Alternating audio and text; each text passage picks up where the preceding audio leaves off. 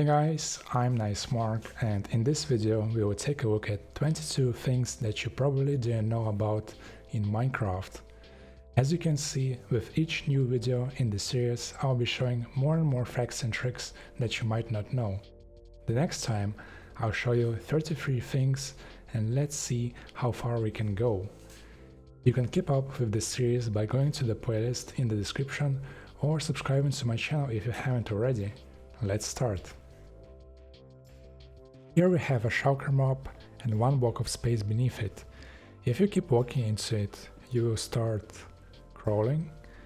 I'm not quite sure why this happens, but it allows you to crawl through one block tall spaces, which can be interesting for custom maps in Minecraft.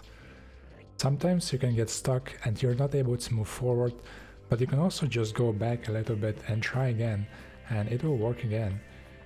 The shulker is moving and making sounds, but you can hide that with commands, and you can probably hide the entire shulker as well.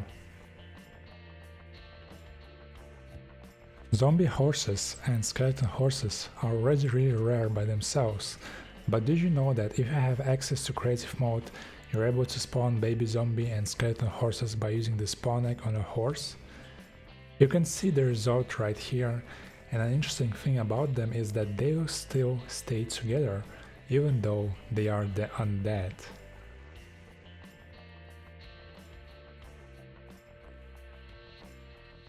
For people that like minecarts, I have good news and I have bad news. Which one would you like to hear first? Let's start with the good news. See how these minecarts are pushing each other away and just don't want to be friends with each other. Well, the good news is you are able to get some help from the furnace minecart, as you can see here. These 4 minecarts are also now connected with each other, so if you power the furnace minecart with coal, it will take up to 3 other minecarts with it. And now for the bad news. It's just so buggy, and when you turn or do anything really, it will break apart, completely ruining the purpose of this feature. You will get minecarts going back, derailing, or even flying away. But if you want to go in a straight line, it's pretty cool.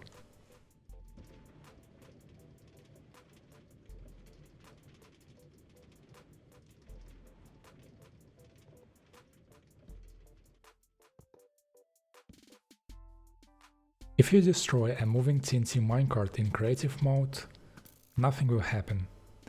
Try to do the same in survival mode, and after a few moments it will explode. If that isn't fast enough for you, get an anvil, an enchantment book for flame, and make sure you have enough levels, unlike me, because I completely forgot about levels. After you're done and you shoot a TNT minecart, it will explode instantly. TNT minecarts really don't like other minecarts and will explode if you push them too close to each other. Any other type of minecart can trigger a TNT minecart.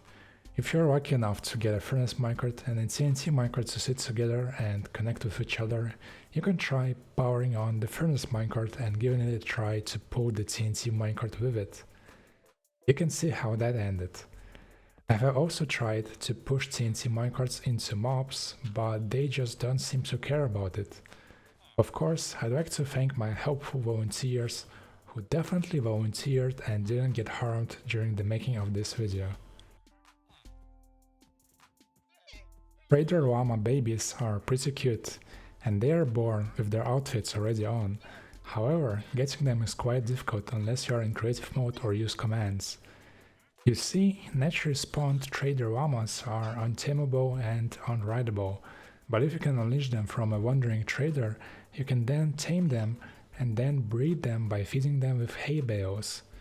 You must tame them before breeding them, and that is where the difficulty of getting trader llama babies comes from.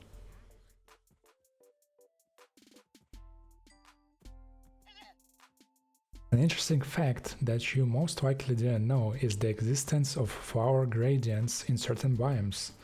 In the plains and sunflower plains, each block is able to spawn either only tulips or other types of flowers.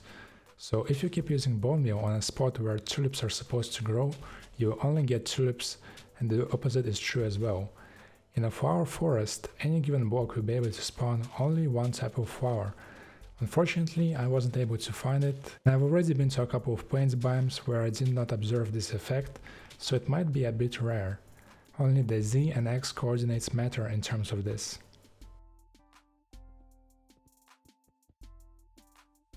Mobs just don't want to step on rails ever, even if it means that they won't be able to eat me, even if it means that they will burn under the sunlight. This behavior was programmed into the game to prevent mobs interfering with minecarts. There are some interesting tricks that use this behavior. For example, here I am standing next to a zombie while being pretty safe, only getting hit occasionally. I can even stay in the same room with the zombie and he doesn't seem to mind it. And if there's a scary zombie outside, I can hide in the house with my new zombie friend without fear of being eaten.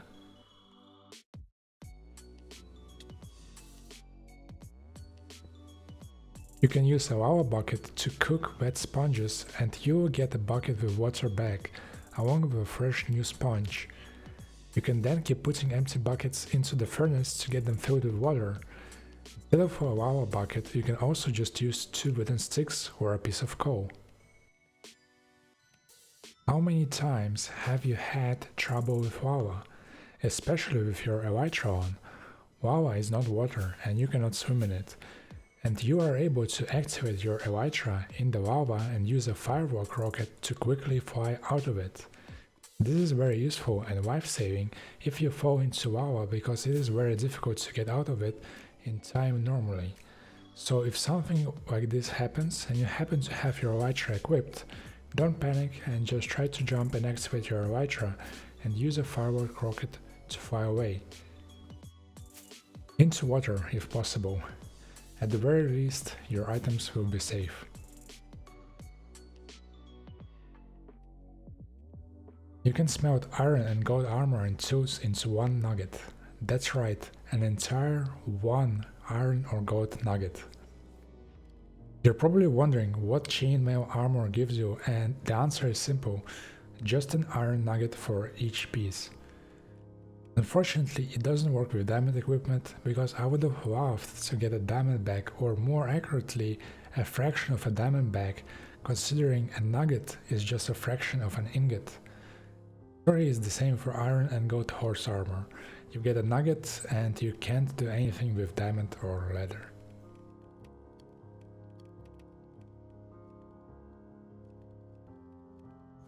Now here's a funny thing that might happen to you in survival Minecraft.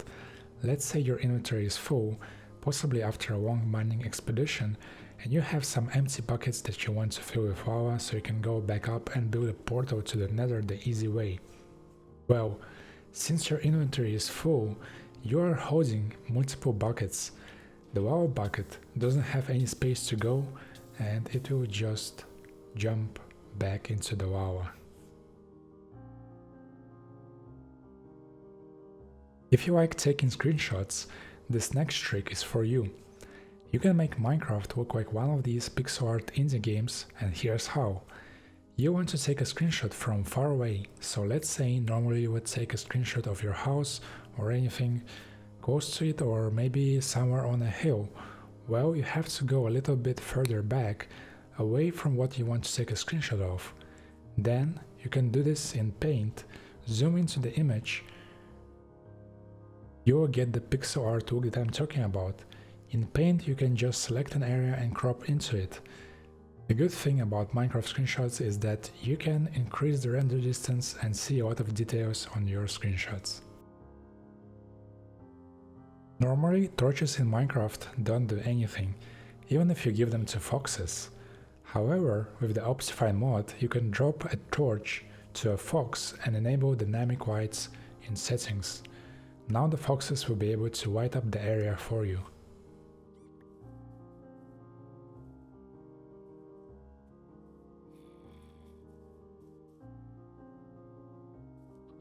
Did you watch my video about things that you might not know about the Honeybox?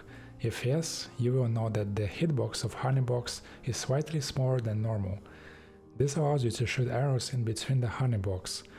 I have also tried throwing eggs and they do seem to sometimes look like they are going through, but the chickens hatch in front of the honeybox and not behind it.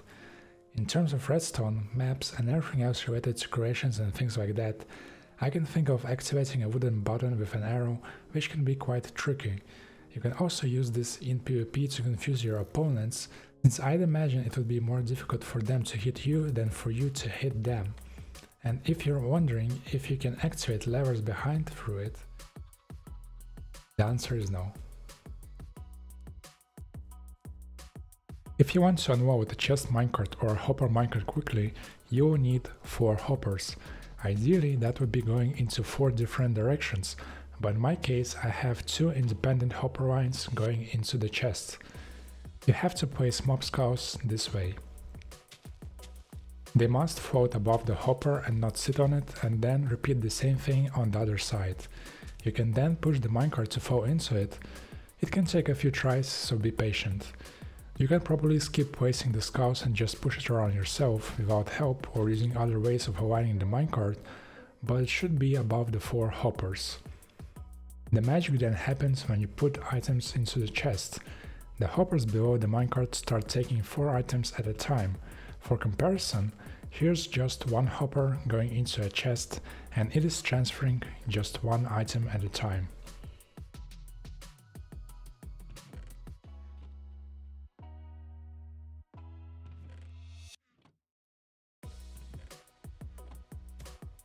Witches move their nose when they drink potions. My wolf is a very good fighter, so I have to include an instant replay. And there we go. My first test subjects weren't so lucky for this tip because I forgot to put them into the shade, but my next test group is fine. If you ever encounter a zombie villager, it is definitely worth curing them, and I'll tell you why in a bit. First, let's cure them. You can do this by applying a weakness potion to them and feeding them golden apples. If you are successful, there will be a sizzling sound. Now it will take anywhere from 2 to 5 minutes for the zombie villagers to turn normal again. Another mistake I've made and realized early is that these zombie villagers will all take their own time to convert back, so this means that there will be normal villagers together with zombie villagers, and that isn't going to turn out so great. So if you have multiple zombie villagers, separate them to make sure you don't get any fights going on between them. After they've turned into regular Minecraft villagers, just make them choose a profession and level them up. You will then get very good discounts. For example, here are some items from the diamond armor set costing just 1 emerald. You can also convert a diamond to an emerald, which is very convenient, and to add on top of that, the diamond armor is enchanted. These deals are pretty much too good to be true. If you want people to find you, you can place down a campfire and let the smoke go up into the sky. Unfortunately for me, I'm currently in a forest, so my only hope of being noticed lies on ships and fish. But there is a simple trick. Place down a hay bale under the campfire and the smoke will go up much higher. If you fly away into the forest, we can see that the campfire without a hay bale under it is very barely visible. But the one that has the hay bale under it is very visible, and the smoke is much taller than the trees. People that aren't subscribed to my channel want to know this, so if you aren't subscribed and you want to survive in a Minecraft forest or island, subscribe now. As you may already know, water is banned from the nether. It will just evaporate when you try to place it down. However, interestingly enough, you can still put water in a cauldron and apparently it's fine that way. You can also smuggle in water bottles. I think it would be cool if the water in buckets and in bottles would evaporate when you enter the nether, leaving you with empty containers. But until then, this will be an interesting fact that you might not know about Minecraft. You can enchant a flint and steel. Unbreaking and mending would be good enchantments for it, allowing you to use it for much longer without it breaking or needing repair.